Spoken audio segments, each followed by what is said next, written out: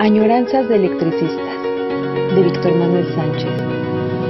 La historia de los electricistas nos permite encontrar una trayectoria política de su presente.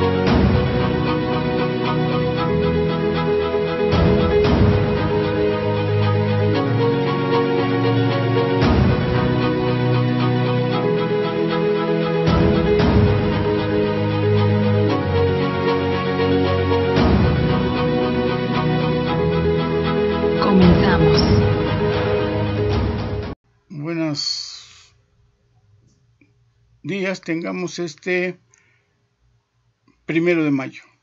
Bueno, en realidad la añoranza es sobre el 1 de mayo, pero saldrá, como todos sabemos, el día 2 de mayo del 2020. Hemos llegado ya al cuarto mes, llevamos un mes de estar encerrados por nuestra propia conveniencia, porque las medidas sanitarias de salud dicen que para los de mi edad con más razón tenemos que estar resguardados. Todo el mundo tiene que cuidarse, pero en especial se contempla que los que tenemos aproximadamente mi edad debemos estar resguardados por el bien nuestro y por el bien de todos nuestros familiares y compañeros. Bueno, esta añoranza de electricistas trata de un 1 de mayo que fue hace más de 100 años. Es el 1 de mayo de 1916. Consideramos primero que se va a comentar en alguno de los programas o se va a hacer un programa especial sobre el 1 de mayo, el primer 1 de mayo del ESME, que fue en 1915, ¿no? A 5 meses de haber nacido. Y en ese sentido, para no repetir, yo lo que voy a presentar es el 1 de mayo de 1916. El contexto de la época es muy curioso, muy complicado, y por ejemplo a nivel internacional ha estallado ya la Primera Guerra Mundial. Se va a notar mucho en el país, sobre todo por los efectos del petróleo, las empresas petroleras establecidas en México. Hay algunas norteamericanas, las más importantes son inglesas y alemanas. Esto se va a notar mucho en el conflicto porque, como todos sabemos, la guerra europea abarcaba precisamente a estos dos países que tienen inversiones en el petróleo mexicano. Está el conflicto y está la expectativa que está pasando, que tanto más nos va a afectar en México, y entonces es muy significativo este asunto. Y en el país en especial, ya aproximadamente para este mes, se está notando que el repliegue de las fuerzas revolucionarias está muy claramente especificado. Todavía no se sabe quién puede ganar, pero está muy claro, Villa ya se fue hacia el norte, las fuerzas villistas, las fuerzas zapatistas se han replegado a Morelos, y el año anterior, en 1915, la situación era bastante diferente porque Carranza estaba en Veracruz y los convencionistas, es decir, las fuerzas de Villa y de Zapata están en la capital. Si se hubieran decidido, esto lo decimos ya contemplando 1916, si se hubieran decidido ir a Veracruz, entonces hubieran derrotado a las fuerzas de Venustiano Carranza. No se hizo. Ya después en otra añoranza explicaremos qué fue lo que pasó, pero por lo pronto, para 1916, quienes están en la capital ya son los carrancistas. La situación está ya casi controlada, por lo menos del sur a Veracruz, está controlada por carrancistas. En febrero de 1916, bueno, ya están de regreso, los de la Casa del Obrero Mundial se han desbaratado los batallones rojos y aparentemente la Casa del Obrero Mundial quiere redoblar sus esfuerzos, quiere retomar la vanguardia del movimiento obrero, pero no lo va a poder hacer porque la Federación de Sindicatos Obreros del Distrito Federal es ya quien dirige la orquesta, quien tiene la batuta, quien es la vanguardia. Y como hemos comentado en alguna otra ocasión, el Sindicato de Empleados de Comercio y el Sindicato Mexicano de Electricistas son quienes dirigen el movimiento obrero de la capital. Entonces, el ESME durante 1915 había realizado ya algunas huelgas y entonces la situación está muy diferente de aquella, ¿no?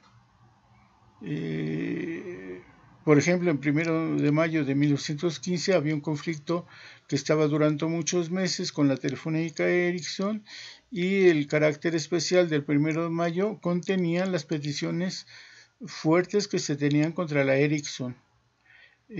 Ya para 1916 eso ya se ha resuelto y entonces estamos ya en una nueva situación. Se han pedido algunas demandas, se han resuelto en forma satisfactoria en lo particular, pero se ha mantenido un conflicto desde octubre de 1915 hasta mayo con la división Necaxa. Todos los convenios que se han venido pactando durante 1915 en Necaxa se violan, se incumplen, provocan. También participan de esta provocación los gerentes los superintendentes de Juandó y de Pachuca, pero donde más se manifiesta el conflicto es en Necaxa. Y curiosamente, justo en esta época, pero en 1916 está ocurriendo algo muy parecido a lo que tenemos ahora. Hubo una epidemia de tifo muy fuerte en la capital y entonces se sucede que en los centros de trabajo fabriles, donde se paga muy mal, donde las condiciones de trabajo son pésimas, empieza a ocurrir que se enferman de tifo y en las zonas marginales más pobres de la capital también cunde la epidemia de tifo. El tifo, dice, en aquella época en rojo y negro aparece un artículo del doctor Collantes, el doctor que atiende en el ESME a los trabajadores heridos, accidentados y demás. Los atiende el doctor Collantes, se le paga por parte de la compañía por el convenio que se firmó y es el doctor a propuesta del propio sindicato. Él escribe acerca del tifo y dice en especial que da a las personas desasiadas, sucias, se propaga a través del piojo. Entonces todas las personas que tienen piojos y se transmite a través de los piojos. Entonces ya sabemos que esta enfermedad se transmite a través del piojo y quizá alguna vez en alguna época en la familia nos ha ocurrido que algunos de nuestros hijos o de nuestras hijas suelen tener piojos porque alguien a la escuela llega desasiado, un poco sucio. Y esa es la parte natural, el medio ambiente de los piojos. Entonces, piensen en 1916, en las condiciones sociales que está en la ciudad. En los lugares no hay todavía drenaje por todas las calles, no hay agua entubada, limpia, no hay menos. Se ha inventado los baños como hoy los conocemos, no hay calentadores. Y las condiciones de higiene, sobre todo en los lugares proletarios, en las zonas marginales, es peligrosa en torno al aseo. Entonces el doctor Collantes dice, báñense por lo menos una vez al día.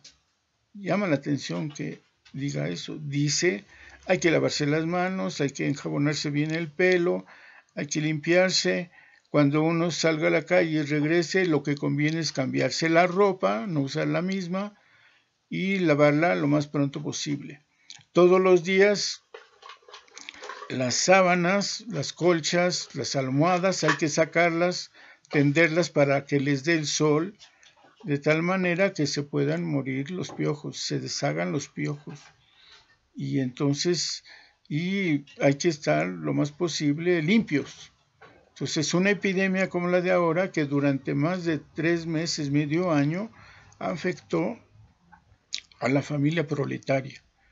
En tranvías eléctricos, por ejemplo, había 3 tipos de servicios: el de primera, el de segunda y el tercera. Suspendieron el servicio de tercera clase en tranvías, porque ahí se subían los más plebeyos, los más pobres.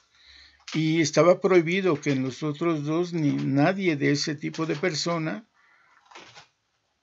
pudiera subirse, porque los servicios se daban perdón, a partir del precio de la tarifa, y probablemente alguien podía subirse pagando la tarifa, pagando el boleto. Prohibido subir a personas que vieran desasiadas. En las fábricas se exigía, pero nunca se apoyó ese tipo de consideraciones. En las tiendas, prohibido dejar entrar a comprar a ninguna persona con esa calidad, digamos, a simple vista. Ese era el momento de mayo de 1916, ¿no? Y en febrero de 1916, el general Pablo González, encargado del cuartel general de la Ciudad de México, sacó un desplegado muy radical en contra de los trabajadores mexicanos y sus organizaciones. Si nos diera tiempo en esta añoranza, les leeré parte de eso. Por lo pronto, vamos a empezar a leer el desplegado que el 1 de mayo de 1916 el Sindicato Mexicano de Electricistas publicó en los diarios de la capital a consecuencia de la problemática que se estaba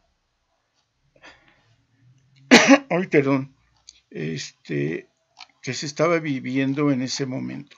Salió en el periódico El Pueblo el 1 de mayo, salió publicado, y entonces vamos a comentarles lo que dice este manifiesto. Dice así: Manifiesto del Sindicato Mexicano de Electricistas. Al público, en vista de las innumerables dificultades creadas por la intransigencia de los representantes de la Compañía Mexicana de Luz y Fuerza Matriz, Sociedad Anónima, nos vemos obligados a hacer del dominio público la historia extractada de los hechos acaecidos desde 6 meses a la fecha, para que el público juzgue de nuestros actos imparcialmente, a fin de que, si compelidos por las circunstancias nos vemos obligados a protestar con la forma que creamos conveniente, casi siempre cuando se usa esta frase, con la forma en que creamos conveniente, se alude a una huelga. Cada vez que dicen eso es como diciendo, no lo queremos hacer. Entonces, van a actuar en la forma que crean conveniente en contra de las injusticias de que somos víctimas, pueda colocarse a las dos partes en el terreno que les corresponde. Es de lamentarse las dificultades que existen entre la compañía y el personal, máxime cuando creemos que con un poco de buena voluntad y algo de buena fe darían término a esta serie de innumerables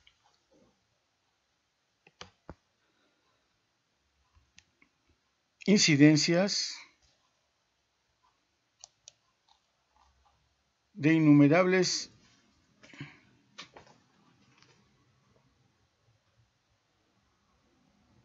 incidentes y que por ende a las aclaraciones respectivas cuando se trata nada menos que del bienestar económico y moral de los que hemos laborado con tanto ahínco por el engrandecimiento de una negociación cuyos representantes no han sabido o no han querido tomar en consideración nuestras demandas y más aún parece que un prurito de obstrucción los anima.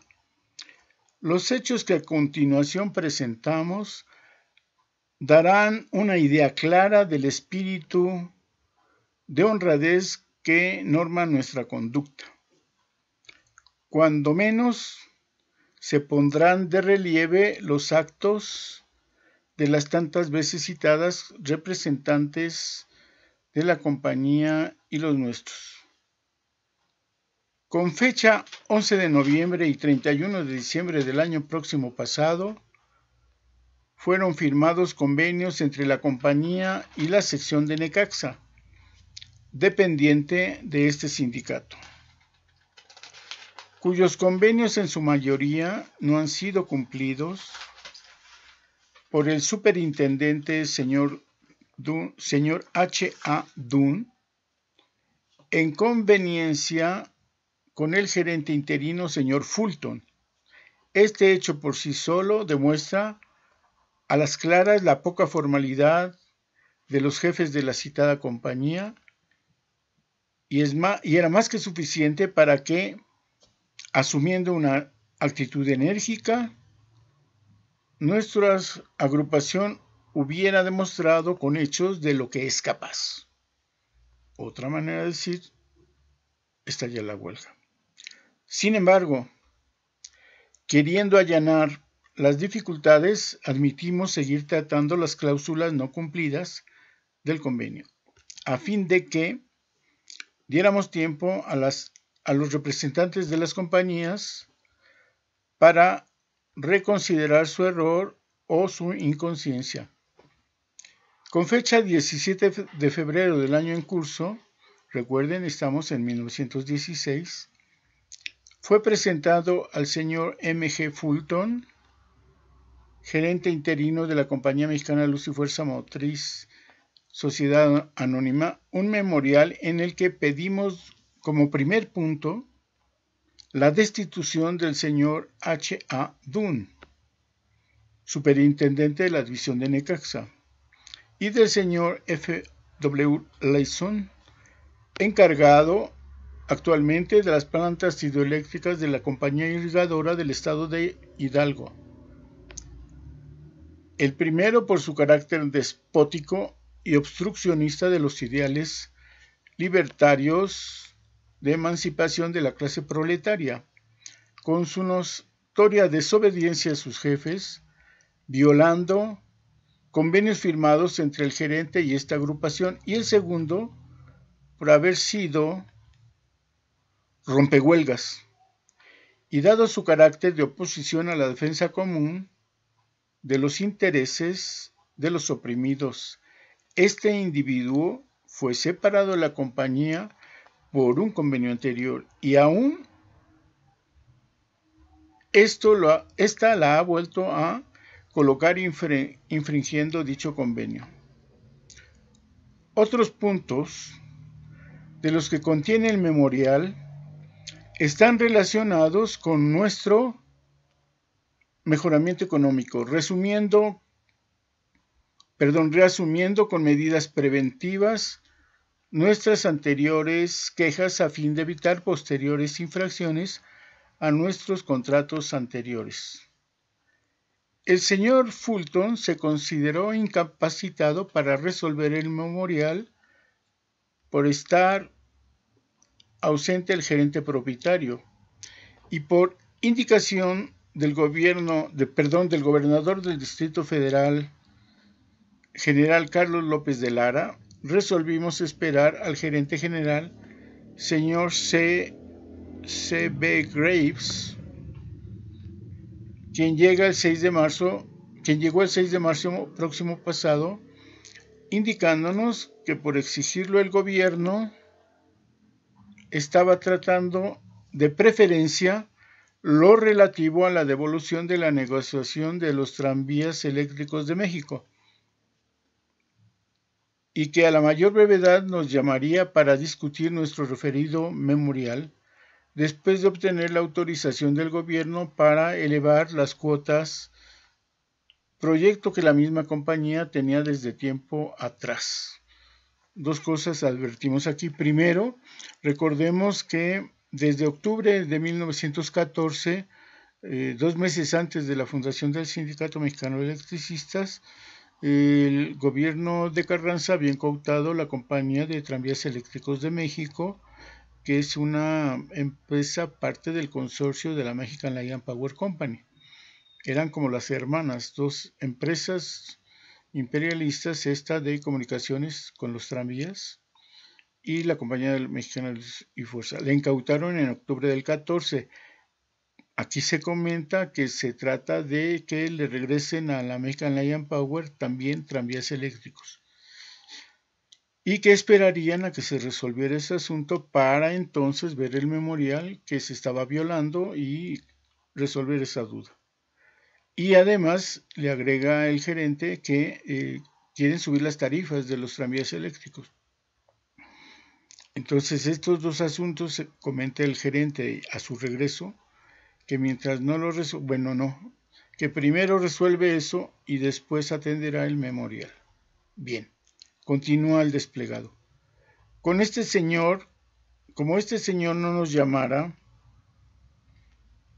y hubieran transcurrido 15 días, resolvimos presentarnos ante él, quien creyó bastante contestación al referido documento, hacernos un significado aumento a nuestros sueldos, haciendo notar nosotros que no quedábamos conformes y que ante todo queríamos que el memorial se discutiera por su orden. Refiriéndonos al primer punto de nuestro memorial citado, el señor gerente contestó que para tratarlo era necesaria la presencia del superintendente Dunn y de una comisión de Necaxa que viniera a sostener los cargos en su contra. Habiendo autorizado la salida para esta de dicha comisión, en número ilimitado, acompañados de los compañeros suspensos arbitrariamente por el referido Dunn, y ofreciendo además que la compañía se cubriría todos los gastos y salarios de los mismos comisionados durante su permanencia en esta. El señor Dunn, en automóvil particular, ocurrió al llamado de la compañía, no habiendo sido posible hacerlo a la comisión en esa misma fecha, por interrupciones en el servicio de tráfico a Beristain. Les recuerdo que para salir a Beristain en aquella época había un tranvía directo de la propia empresa y les hacía la salida en menos de media hora. Pero solo se ocupaba o podían ocuparlo los trabajadores si había orden del propio superintendente. Todos los altos funcionarios de Necaxa tenían además, aparte del tranvía, del ferrocarril, porque se llamaba ferrocarril, una autovía, un auto Ford de los años nuevos por aquella época, porque eran recientes los autos Ford, y en vez de llantas tenían los rieles para poder, llantas de fierro tipo los ferrocarriles, y entonces lo montaban, estaba montado en la vía y podían salir muy rápido. El propio gerente, el superintendente Dunn, entonces imposibilitó la salida a tiempo del ferrocarril de Necaxa a Beristain y por supuesto ya era con maña. Bueno, como se comenta aquí, no pudieron salir y entonces cuando llegaron pasó lo siguiente. Dice, durante la permanencia del señor Dunn en esta, es decir, en la capital, tuvieron conferencias privadas en las que trazaron la forma de conducta opresiva que debería seguirse en contra del Sindicato Mexicano de Electricistas. Pues a la reanudación del tráfico, cuando la comisión nombrada en Necaxa marchó para esta, el citado Dunn, esquivando aclaraciones, regresó a Necaxa y por su parte el señor gerente Graves salió de la ciudad con rumbo desconocido. Durante todas las conferencias habidas con el señor gerente estuvo presente el señor Fulton y él mismo ordenó por teléfono el viaje a esta de Dunn y los comisionados. Y al presentarse estos, el señor Fulton alegó ignorar el motivo que traía a dicha comisión a México y pretendiendo poner en práctica su deseo de dividirnos, quiere obligar a los miembros que vinieron de la comisión a aceptar empleos en esta ciudad, probablemente incompatibles con los intereses. Esta determinación incalificable no podemos pasarla por alto y estamos dispuestos a poner en juego todos los recursos de que disponemos para que no se lleve a efecto. Continúa casi en el final el manifiesto.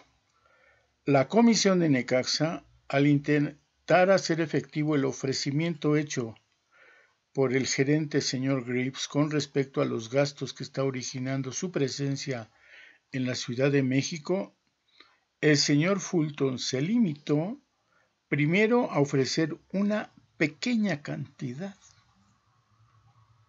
a cuenta de dichos gastos, la que por su insignificancia nos negamos a recibir. Después que les pagaría su sueldo devengado hasta la fecha, lo que tampoco fue aceptado, por ser necesario ese dinero para el sostenimiento de sus familias que residen en Necaxa. Es decir, nada más les quería pagar el salario, no los gastos, no el transporte. Tampoco se aceptó. Como dice aquí, porque tendrían muchos gastos en la familia. Y entonces, pero se siguió insistiendo hasta conseguirlo que lo gastado con anterioridad se cubriese íntegro, poniendo a los empleados que forman dicha comisión y que aquí retiene la compañía en el caso de desembolsar de su salario lo faltante, para cubrir los gastos que el señor gerente Graves ofreció pagar. Es decir, se quedaban a negociar y mientras tanto los gastos aquí en la Ciudad de México seguían aumentando. Entonces ya vemos dos burlas. Una, hacerles triquiñuelas para que no pudieran llegar a la comisión a tiempo, tratando aparentemente los asuntos y las respuestas, cosa que no podían hacer porque no hubo representantes del sindicato. Entonces aparentemente vinieron a lo que vinieron y el superintendente se regresa a Necaxa. En el camino, por supuesto, llegaron mientras los de la comisión y no pudieron tratar y el otro se desaparece. Finalmente, cuando solicitan que se les pague el salario y los gastos, no les quieren dar. Primero, una cantidad nada más. Segundo, solo los salarios. Finalmente parece que logran y mientras tanto que se les paguen esos gastos.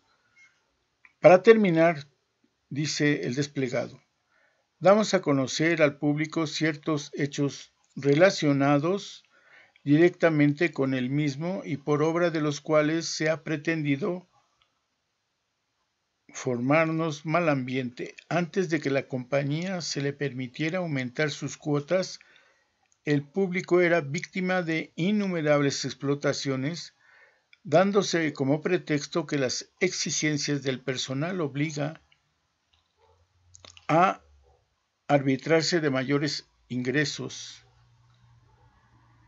por todos los medios a su alcance. Es muy significativo esta conducta porque si se pudiera exhibir públicamente el monto total de los aumentos en los sueldos del personal y las entradas que la compañía tiene, se vería la insignificancia de las salidas por aumento en relación a las entradas sabidas.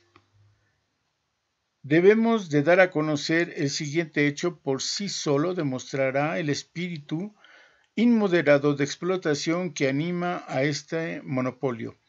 En todos los asuntos que los representantes de la compañía han tratado con nuestro sindicato, se ha pretendido desconocer nuestros derechos como agrupación y no hace mucho que la compañía nos insinuaba hacer presión por medio de nuestra fuerza colectiva el aumento de sus tarifas.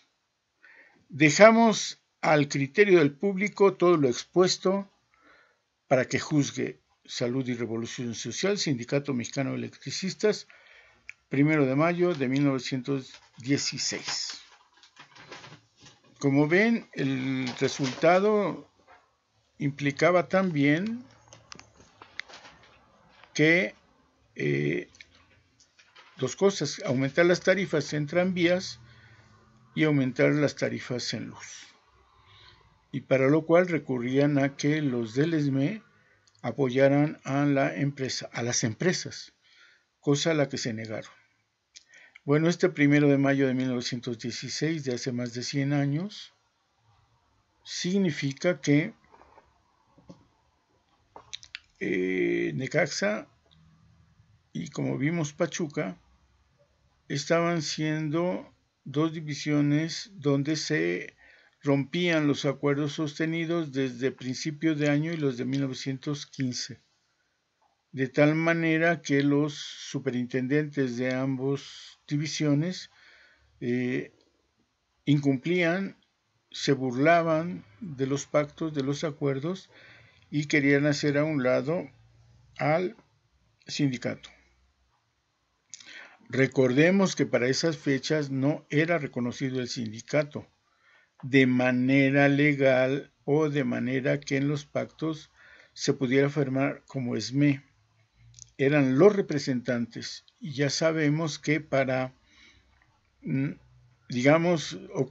aceptar que no se reconocía el ESME como organismo legal y formal, entonces en los departamentos de cada uno de los integrantes de la empresa elegían unos representantes. Lo que se vino haciendo siempre es que los mismos miembros del comité eran los que se votaban en las elecciones departamentales, de tal manera que si bien no iban como comité ejecutivo del ESME, sí iban como las mismas personas, esos mismos que no reconocían, iban como representantes departamentales o representantes de los trabajadores, que así solía aceptar la firma la compañía de Luz y Fuerza Motriz. La queja es fundamental. El 1 de mayo de esta época se salió a la manifestación que fue imponente, fue muy importante, participaron todos los sindicatos a través de la Federación de Sindicatos Obreros del Distrito Federal, los de la Casa del Obrero Mundial iban a la cola del desfile y los oradores principales trataron el tema de los problemas de compañía de luz.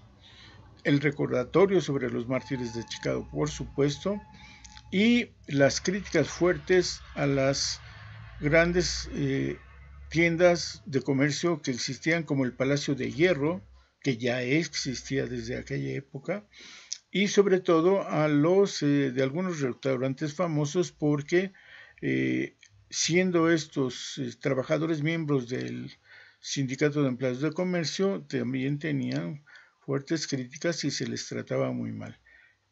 En este sentido, lo que queremos resaltar es que este 1 de mayo de 1916, el segundo que participaba el ESME, estaba dedicado exclusivamente al problema de Necaxa. Fue una queja insistente, una problemática dura, y hay que reconocer una cosa: el convenio a que se refieren del aumento de sueldos que se había pactado antes estaba ya resuelto que se pagara o en oro nacional, que obvio no se los dieron así, pero sí en el precio equivalente del oro nacional. Es decir, se dieron los salarios, digamos, un aumento por $1, pero en su equivalente de billetes al oro nacional. En ese sentido, les daban 10 pesos a precio de 1 por oro nacional. Ya en esta fecha habían reivindicado que los salarios se pagarán en el equivalente del oro nacional, y eso es lo que habían obtenido. Y las grandes dificultades era que no querían hacer valer el gran proyecto que por estas fechas se estaba persiguiendo, de que todos los trabajos iguales se deberían pagar con el mismo salario. Y en Necaxa a los pintores, a los operadores, a los mecánicos no se les quería pagar lo mismo que en la capital. Estaban haciendo salarios diferenciados. Ese era el convenio. Y también la forma en que se podía trabajar las jornadas o los castigos también se incumplían. Ya no habría que hacer el reingreso o cubrir las vacantes, se hacía con los trabajadores que deseaba la compañía, y había un acuerdo que siempre sería a partir de una asamblea en el departamento y a propuesta del departamento, y estando de acuerdo el jefe de esa área. También lo estaba incumpliendo. Entonces, este segundo 1 de mayo del ESME tenía como nota y experiencia la ruptura de los convenios en las divisiones. Primer lugar Necaxa, segundo lugar Pachuca, tercer lugar Juandó. Las divisiones adquiriendo la equidad en la lucha, adquiriendo la equidad por los salarios que en toda la región, como diríamos ahora, en toda la zona de trabajo deberían pagarse de manera igualitaria. Salario igual a trabajo igual. Bueno, este fue el 1 de mayo de 1916. Nos vemos en la próxima Añoranza de Electricistas. Hasta luego.